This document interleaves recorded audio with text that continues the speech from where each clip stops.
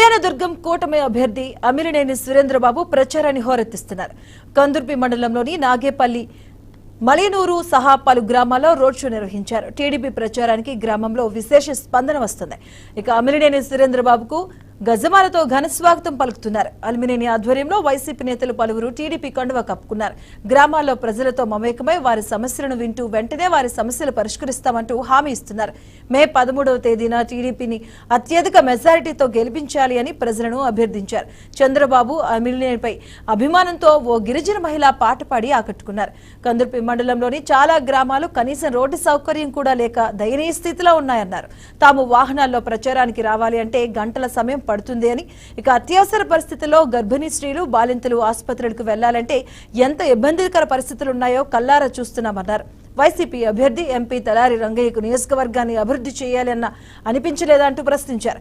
ఇప్పుడు MLA ticket వచ్చినప్పుడు నియోజకవర్గంపై కపట ప్రేమ చూపిస్తున్నాడంటూ ఎద్దేవా చేశారు. కూడా ఈ రకంగా మహిళలు బయటకు వచ్చి ఇట్లా వాళ్ళ హారతలు ఇచ్చేది ఎప్పుడు కూడా చూడలేదు. వాళ్ళకి ఒకటే, దీనికి ఎప్పుడైతే మహిళలు బయటకు వచ్చి హారతలు ఇస్తున్నారంటే దానికి ఒకటే అర్థం, ఎన్ని కాలనీ, ఎస్సీ కాలనీ కావచ్చు, బీసీ కాలనీ కావచ్చు, ఓసీలు కావచ్చు, ఎవరైనా కావచ్చు, అన్ని కులాలకు అతీతంగా వచ్చి వాళ్ళు స్వాగతం పలుకుతున్నారు.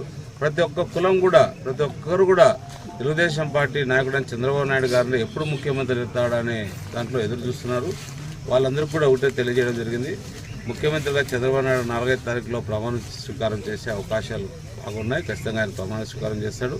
అలాగే ఎమ్మెల్యే అభ్యర్థిగా వాళ్ళందరూ చెప్తున్నారు, మిమ్మల్ని అత్యధిక మెజార్టీతో గెలిపిస్తా అంటే నన్ను ఎమ్మెల్యే అభ్యర్థిగా అత్యధిక మెజార్టీతో గెలిపిస్తామని కూడా తెలియజేశారు. అలాగే ఎంపీ అభ్యర్థిగా మన అంబికా లక్ష్మణ్ గారిని కూడా గెలిపిస్తామని చెప్పారు. ఏదేమైనా కూడా ఈ గ్రామాల్లో ఎక్కడికి వెళ్ళినా కూడా చాలా సమస్యలు ఉన్నాయి. సమస్యలు పట్టి ఒక్కొక్క చోట 25 దాకా చాలా ఏళ్ళ నుంచి కూడా ఎవరు గ్రామాలను పట్టించుకునే పాపాన పోలేదు. ఎవరు కూడా నాయకులు కూడా వచ్చినట్టు నాకు కనిపించట్లేదు. పాడుపడిన ఇండ్ల మధ్యలో పాడుపడిన రోడ్లు, పూర్తిగా రోడ్లు కూడా అధ్వానం. వాళ్ళకి ఏదైనా నిజంగా హాస్పిటల్కి పోవాలన్నా, ఇంకోటి పోవాలన్నా అంబులెన్స్లు కూడా వచ్చే పరిస్థితి లేదు.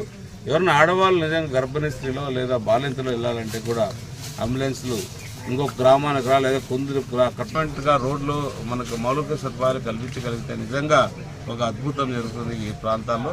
ఖచ్చితంగా మన మౌలిక సదుపాయాలు ఏం లేదు, నీళ్లు, రోడ్లు, ఆ కరెంటు, పవర్ ఒకటి ఇవ్వగలిగితే చాలు.